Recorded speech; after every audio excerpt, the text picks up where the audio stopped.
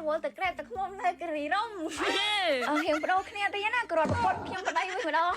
មើលអ្នកនៅគិរីរំស្គាល់កន្លែងនេះអត់អូយឲ្យធម្មជាតិសុទ្ធសាធមក100%នឹងតើស្គាល់ឯងដោយសារតែអាហ្នឹងនៅពេញឯងអូយឡើងផ្លៃផ្នែកម៉ែម្ដងខ្ញុំទៅដឹងថានៅពេញគឺមានកន្លែងបាត់ធម្មជាតិអញ្ចឹងទៀតណាមកញ៉ាំអីនៅនេះសម័យទៅដល់គិរីរំសម័យមើលបន្ទាប់ពីភ្លៀងត្រជាក់ជាហើយញ៉ាំស៊ុបហើយជាមួយនឹងសាច់អាំងហើយឡើងបាត់ធម្មជាតិអញ្ចឹងទៀតណាអូហើយជាតិប្រោយ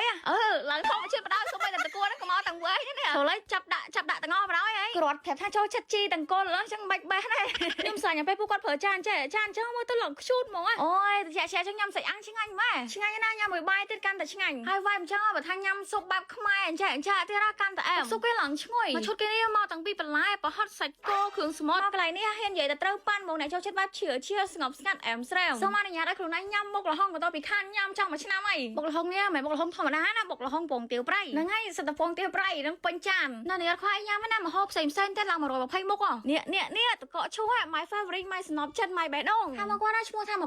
1978 street food ចិត្តសកលវិទ្យាល័យ IU ប៉ុន្តែខ្ញុំដាក់ location ឲ្យបន្ថែម